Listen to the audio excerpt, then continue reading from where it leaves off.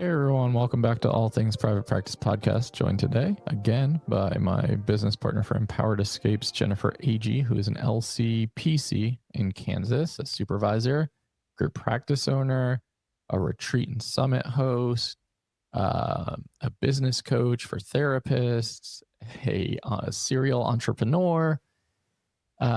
She has a lot of fun Midwestern Jenisms that we might turn into a book one day.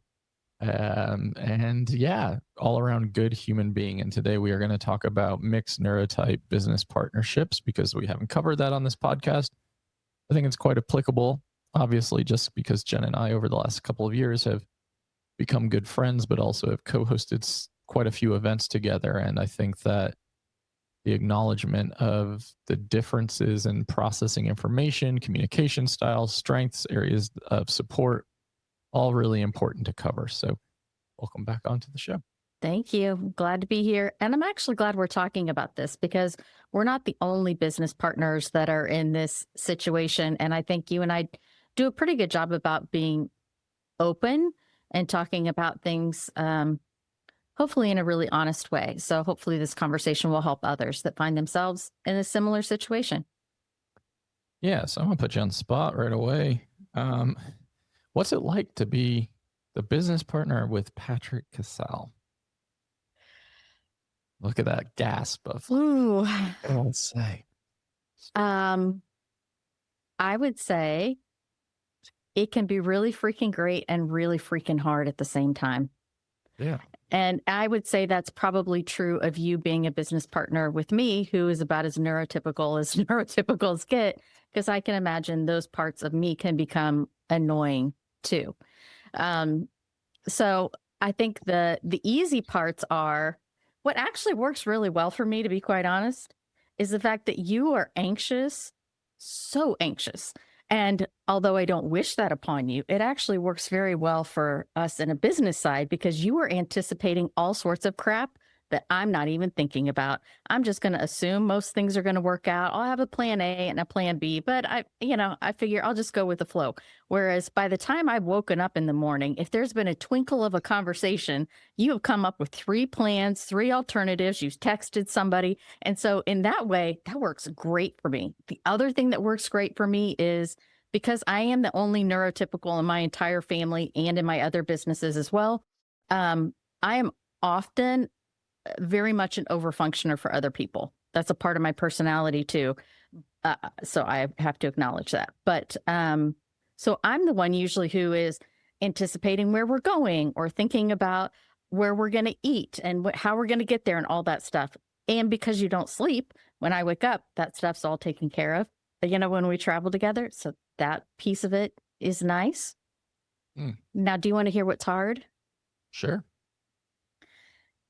There's a couple things that can be really hard. One of them is I care about you deeply. And the more I have seen you unmask, the more disabled I have seen you become. And you've been really open about that. And as somebody who really cares about you, that's really hard. And I find that I'm having to shift my expectations of what my role is in any given situation a lot without conversation. So I go into like anticipatory type needs or expectations a lot. So I would say that part's definitely been harder for me. Yeah. I mean, I imagine twofold, right? Like it's like hard as a friend, someone who cares about the other person and their well-being. But then there becomes this dynamic shift where it's almost like, this is almost like taking care of another human in some areas of their lives in terms of how they show up, what they can handle, what their capacity is, what their limitations are, what their struggles are, all of the things. Yeah. And I think where my mind has taken me a lot recently is understanding that every piece is a season and it's not necessarily forever. So even though you are in an intense place of burnout right now, and more might be required of me, like let's say on the practical side, that probably won't always be true, but for now it is true. And I'm having to have those conversations with myself. Like, are you good with that? And I'm like, yeah, I am good with that. But it's just, it's making these little adjustments so that I think I'm not disappointed, and hopefully you're not disappointed in me, or that you don't look at me and feel like you're disappointing me because I might have expectations that you're not able to meet either. Yeah, for sure. And I think for those of you listening, like that's where communication and trust play a big role. And having harder behind the scenes conversations is important, because I think so many people shy away from these types of things, or are embarrassed to talk about them, or they feel judged, or they feel like one business partner's carrying more of the weight, so to speak, or more of the load. Resentment can build up, irritation can build up, frustration can build up. And that's just a real reality. I think for me, I've made a lot of content about this recently, about creating this dream job that I can't really actively participate in. And there's a lot of grief in that. I think there's a lot of having to step back and do a lot of reflection and introspection about that. I also think for the last like 4 years, I've pushed myself so far beyond my limitations and my capacity that burnout and crash was so inevitable that I even joked around about it last year going into the 6 events that we hosted, saying like, as soon as the Italy summit's over, I'm going to be in such bad autistic burnout that I'm going to take the rest of the year off. And that was really the plan. And I think I was trying to soften the blow for myself by just acknowledging that. And then immediately Asheville getting hit by Hurricane Helene. And it was like, well, there's no rest. There's no end in sight here. Mm-hmm.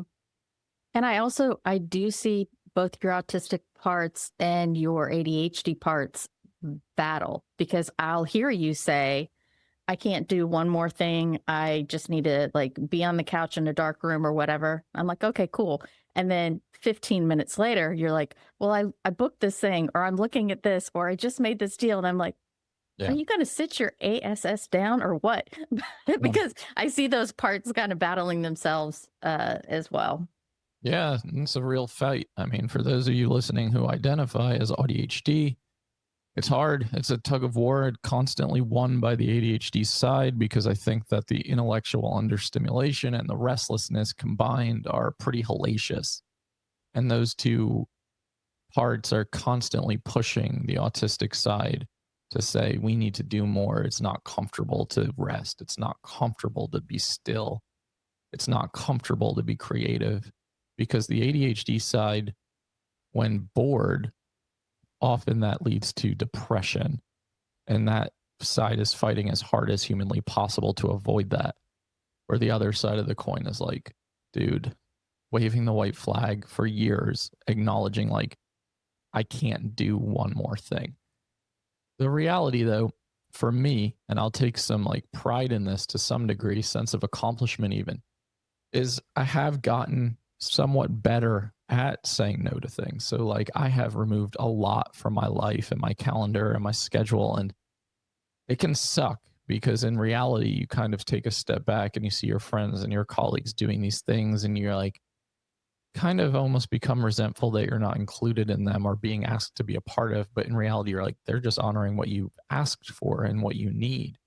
And I think that it's hard to acknowledge that your life is really smaller than it seemed it needed to be, because I think that I struggle so much in these spaces that I'm so overwhelmed so often that I'm constantly over accommodating for myself. And then I just am in such like hellacious, deep, dark burnout periods where I can hardly like get through my day or function or get off the couch or speak to another human being. And it's not just like one day at a time. It's like weeks, if not months of that feeling. It's pretty horrible. And as a friend, it's painful to watch you be in that much pain, because I know that there's nothing that I can really do about that. There are things that I can take off your plate, as the business partner side. But I've seen this last year for you be a lot of grief. And probably grief that you've not let yourself feel even since your diagnosis, because you hit the ground running with like diving into learning about it and teaching about it and all of the things. And maybe this is the season where you're just kind of allowing yourself to feel all of that. And I would imagine that is pretty freaking painful. Yeah, it's when you start to deconstruct things and you start to accept things, it's I think it's where reality clashes with internalized ableism, because you're so conditioned to say, I should be able to push through this. I should be able to do more, but I have done more. I've created A, B, C, D, E.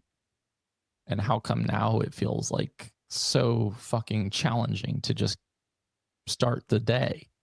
And I think it's just the more you unmask, the more you experience almost this amplification and intensification of AuDHD traits. And the sensory stuff is the most hellacious. I think that Megan, Anna, and I were talking about this on Divergent Conversations the other day. We were actually like, if you could trade one of your neurotypes and get rid of it, what would it be?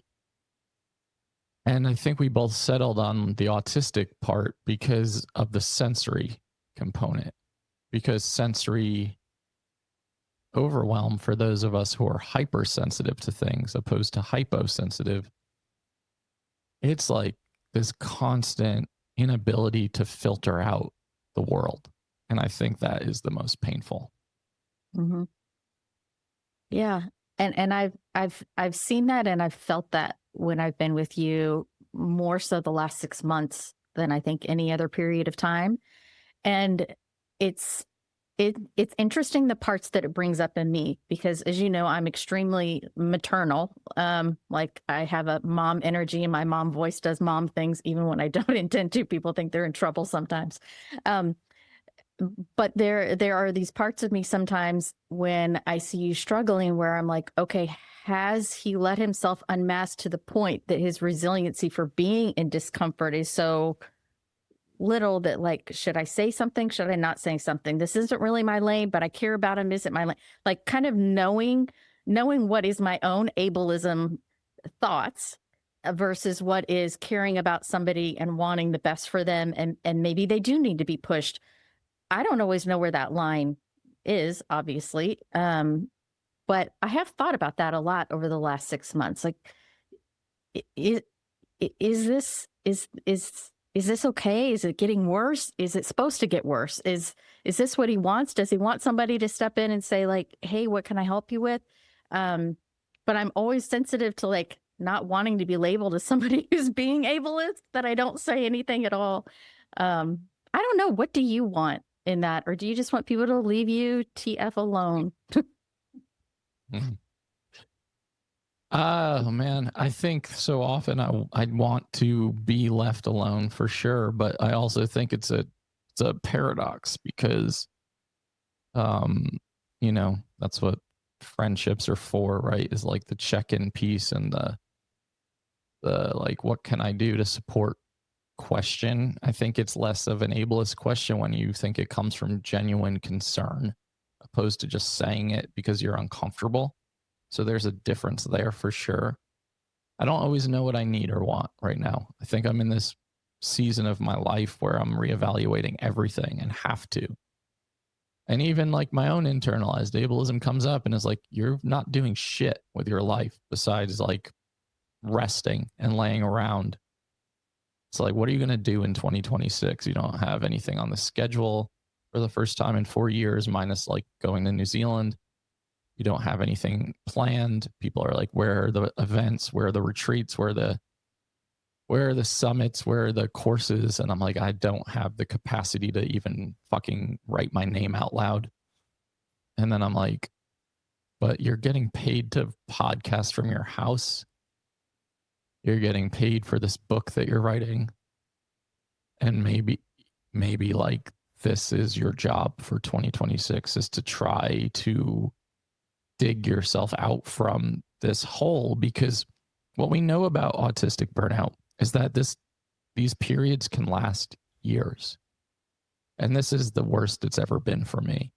And I just like don't want to lose myself to the place of no return. And I think that's hard, because I've talked about like having to pivot in your career as an entrepreneur and come to terms with that, of like, is what was once working no longer working for you? And is this still suited for you? I think there's grief in that, of acknowledging like maybe everything you've done over the last 4 or 5 years that you've worked really hard for has burnt you out so bad, but has also allowed you the space to step back and recover. Because I mean, I've been quite successful and financially very lucky, and I don't have to work in 2026. So I'm like, maybe this is just a sign that subconsciously I worked so damn hard to finally give myself breathing room. What does that look like, though, for you to actually fight then your ADHD parts who are not going to want you to take that space? Because that is what I've seen. Like when we first started this whole thing, listeners, you should know this. We were in Hawaii. We were both burnt out. We were having a conversation about what we wanted to do. And one of the whole reasons we decided to do retreats was, okay, we can do 4 to 6 events a year. It gives us capacity to do some other things, but then we don't have to work so freaking hard.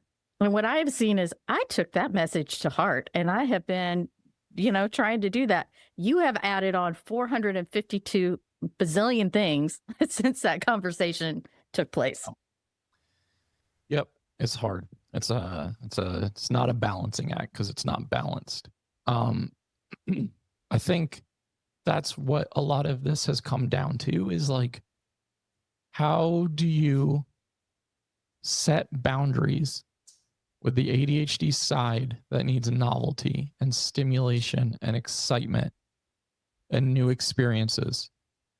How do you balance that without creating a container that is inescapable? Because that, when you start to create these like black and white parameters, the ADHD side is like, fuck no, this is not going to work. So allowing some freedom and flexibility while really trying as hard as possible to rein it in. It's a challenge. I think that's what people don't get from the outside if you're not AuDHD, because it really is 2 different neurotypes that are constantly at war with one another. And I think that is so challenging, because you're experiencing the sensory hell, the executive dysfunction. You're experiencing the social struggle, the processing struggles. You're experiencing the push-pull between the two of what they need. And I think that is so freaking challenging. And I don't have the answer. I wish I did.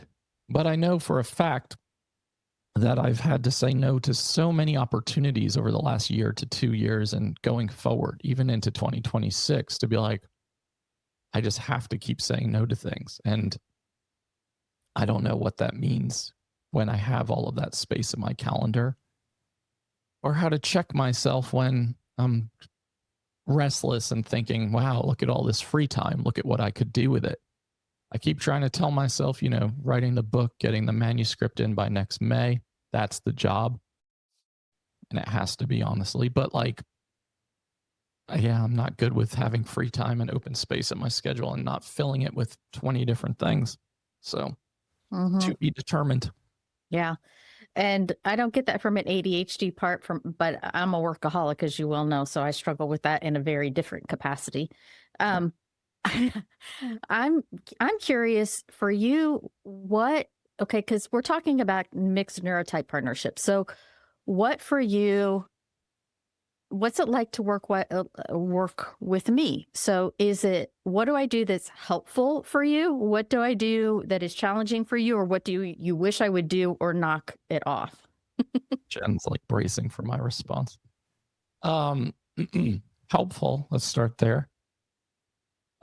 Yeah, I think it's like the logistics, right? Behind the scenes stuff where my executive functioning really struggles with things because I can respond quickly because I'm tracking all the things all the time.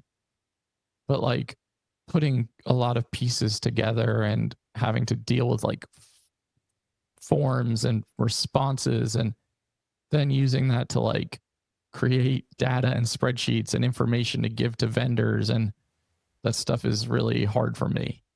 um, Communication with a lot of the vendors really challenging for me.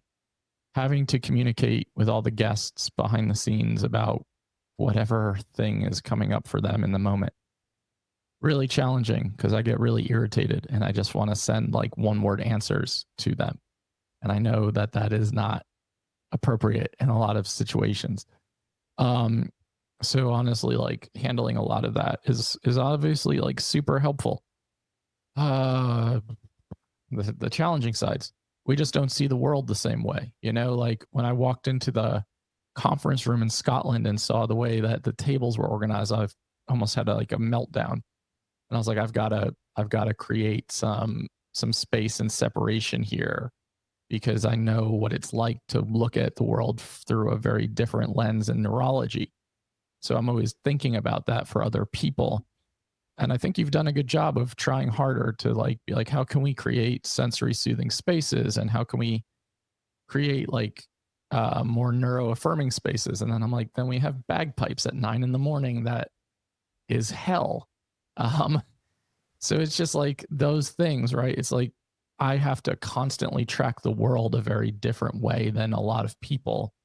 But I also think about that because I draw a lot of neurodivergent humans into my audience and sphere, that if I'm experiencing something a certain way, likely that means they will be too. And how do we build in those accommodations and support needs for people who are going to be significantly more sensitive to things? And that's just it's a constant evolving process depending on the environment and the location. For me, being in the middle of like the Royal Mile in Edinburgh in July was not optimal. Um, those just tough. So I think it's just this trying to see the world through different lenses and perspectives, which can make it challenging for any human being, let alone like people who experience things very, very, very differently. And I always give you a lot of credit because thinking back to our conversations on Divergent Conversations, and even like while we were traveling in Europe together a couple of years ago, and you being a verbal processor very early in the morning, and me having to be like, can you please tell me the context? Like, is this something that needs to be done now, or are you just talking? So I always watch you like hesitate to say something, and I read your facial expressions and everyone's expressions very well. I'm like, what do you want to say, Jen? You're like, well, I have something I want to talk about, but I don't want to overwhelm you. And I think what I've appreciated about our friendship, honestly, at its core, is you're kind of willing to take a back seat in terms of your preferences or needs to accommodate mine, because mine are so much more impacted. Yeah. That that definitely is an area I think our friendship and our partnership has had me grow in, is continuing to like be aware of things I wasn't aware of, because I do walk through the world as a neurotypical person, and I've said before, I trust that my system just has it. And when I've been in spaces where I see the way you experience it, I think about when we travel together. It is very clear that your system is taking in something that my system is not. And so I'm appreciative a lot, for the way that this friendship and this partnership has helped me grow just as a person in my capacity and compassion and understanding of what it's like to actually walk through the world, as an AuDHD human. One thing I don't think that we've done well, that I think we can do better on, is I think we both, recognize it, especially as your burnout was coming, or as we started doing the retreats. Maybe there were things that you probably needed to step back on, but we kept pretending as though we were doing this true 50-50 division of labor in a very practical sense of the word.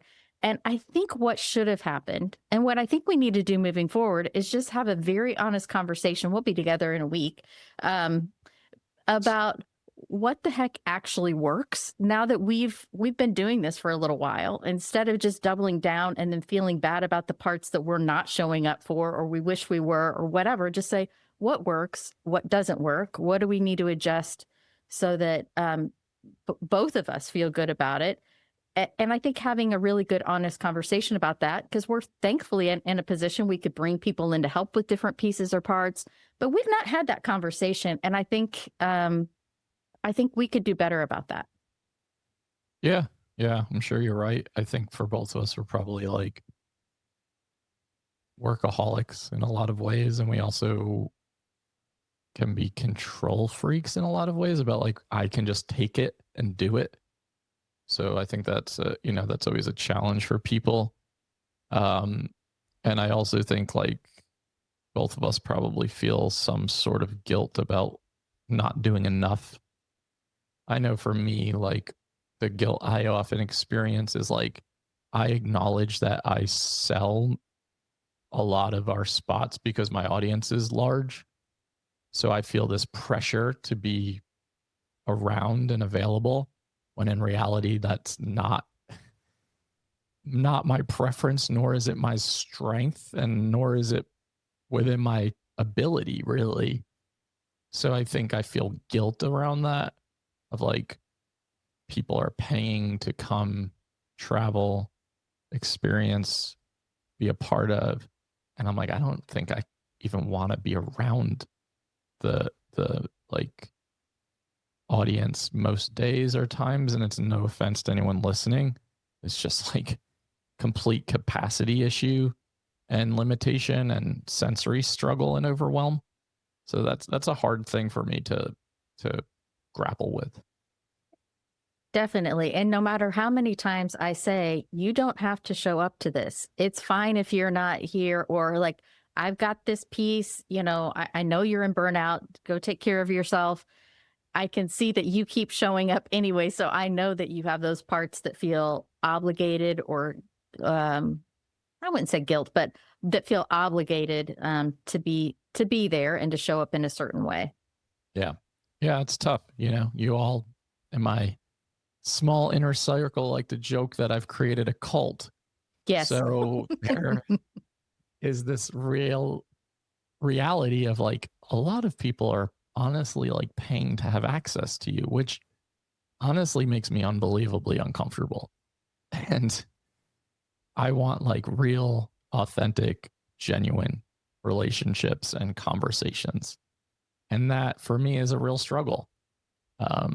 I'm sure some of you listening have maybe come to an event where you're like, I didn't really get the access to Patrick I wanted, or the conversation and interaction didn't go the way I wanted it to. And then some of it is probably like, if it feels really forced or really artificial, it's really hard for me to stay around. And I don't do a great job of removing myself tactfully. No, your eyes dart to the side, and I can tell you are looking for the exit. I love the little Patrick eye dart. Zoop, Yeah, zoop, zoop, zoop. Left, right, left, right. How can I get out of here? Yep. One thing I'll say, I just want to name like what I have done a better job at, in my opinion, is like during events since like probably Portugal, a couple of years ago, which in my opinion was honestly our worst event we've ever had. So sorry to any of you who listened who came. I started removing myself when I was really experiencing sensory shutdown and sensory meltdown. And it happened in Lisbon the first time when we went on that walking tour, which was hell because Lisbon is sensory hell. And then when we walked into that restaurant that night to go like listen to music and eat dinner, I was like, absolutely not. I can't be here. It's too hot. It's too loud. Everything in my being is saying I need to remove myself. and I got an Uber and went back to the retreat location by myself, and I turned my phone off and I took a shower, and I just like was like, I need to completely sensory soothe if I'm going to be a part of the rest of this experience. And that's something I probably wouldn't have done in the past. And since that time, just being really communicative and open about that, even with our guests, like there is a good, strong possibility that I am going to have to remove myself throughout large portions of these events. And I think what that does is it models that behavior for other neurodivergent humans who may not feel like they have permission to do the same. Mm-hmm. Absolutely. You do a great job of articulating the felt experience of being AuDHD in the world, which I think that articulation gives people the framework and words to be able to advocate for themselves. And I've definitely seen that in our audience. I've seen reflective words that I know that you have said come back and come out of their mouths, which I think that's one of the reasons I think if we can adjust and figure out a way that this works for both neurotypes, we've created such a unique space for not just therapists who are entrepreneurs, but also the neurodivergent group of therapists who are entrepreneurs specifically, that there is some guilt in thinking about the potential of taking that space away because it's such a unique, supportive environment to be in that the world does not always give people. Yeah, for sure. And that's why when I was talking about stepping away from things, like people kept coming up to me in Scotland, like, please don't let this be your last event. Please don't retire from this. And I was like, I never said forever, but it needs to be for now. And I think that distinction for me is really important. That's even important for like the ADHD side, because it's like not having finality to something, not saying this chapter is closed forever, but acknowledging that I do need it to be closed semi-permanently, at least for the foreseeable future, or I will destroy myself. That's just the reality here. And I think it's just an important distinction to make, both publicly and for myself. My hope is that there's enough of us around you that love you that we're not going to let you destroy yourself. I know your wife will at least call you to the carpet if she has to, if she sees you pushing things too awful far. That's fair. Yeah. Mm-hmm. I'm thankful to the people in my life that get it and see it and understand it for sure. So, yeah, I think this is a good conversation, and I hope a lot of you listening who have any sort of business partnerships or working relationships or even personal relationships that are cross neurotype can understand it. Talk so often about the double empathy problem, about struggling in cross neurotype interaction, but really excelling in same pairing neurotype interaction. But there are ways to make it work. It just takes a lot of understanding and communication and feedback and honesty. And I think those are all a big part of successful partnerships in general. So thank you for being one of those people in my life for the last couple of years. And I thank you for the same. You were a nerd-ass nerd from the Midwest who I didn't want to spend time with at first. And you were an elitist, aloof jerk from the Northeast. So, I mean, hey, what are you going to do? Exactly. So full circle moment for that. Okay. So you have some of your own events coming up, and I want you to just kind of share briefly with the audience what they are, what you have available, and we'll put this in the show notes for everyone that's listening as well, so that you don't have to remember. Yeah. If you have been thinking about how your inner childhood wounds might be showing up in your business and impacting your bottom line and your ability to show up in the way that you want to, I have a cruise in January. I'm co-hosting with 𝗁𝗏 Smith, which is literally one of the funniest trainers you will ever meet in your whole life. So that is going to be in the show notes. And also the next month in February, we're going to South Africa. I lived there for 4 years. We're going to go back to my second home and spend time with some of the most amazing young entrepreneurs in the country. And we're going to pour into them while our coaches and trainers pour into you. You're going to get to safari, see the country, and meet amazing human beings. Sounds incredible. If I wasn't leaving for New Zealand the very next month, that's something I might actually have taken you up on. And both of these events have CEUs, is that correct? Correct. Yeah, we have for the cruise, we have both NBCC and ASWB. And for South Africa, because it is more business focused, they don't allow the ASWB, but those are NBCC CE approved. Great. And we'll have that in the show notes. And just for you all listening who are like, I want to go on one of those, I highly recommend getting to an event, because what's better than traveling, connection, community, building friendships and relationships, getting some CEs in a non-boring location and getting to write it all off, especially as the new year starts. Like, I'd rather give my money to something like that than wherever else it goes. But thanks for coming on, and I will see you in Maine in a couple of weeks. Sounds good. Have a good day, Patrick. Bye. And to everyone listening to the All Things Private Practice podcast, new episodes are out on Saturdays on all major platforms and YouTube. You can like, download, subscribe, and share. Doubt yourself and do it anyway. And we'll see you next week.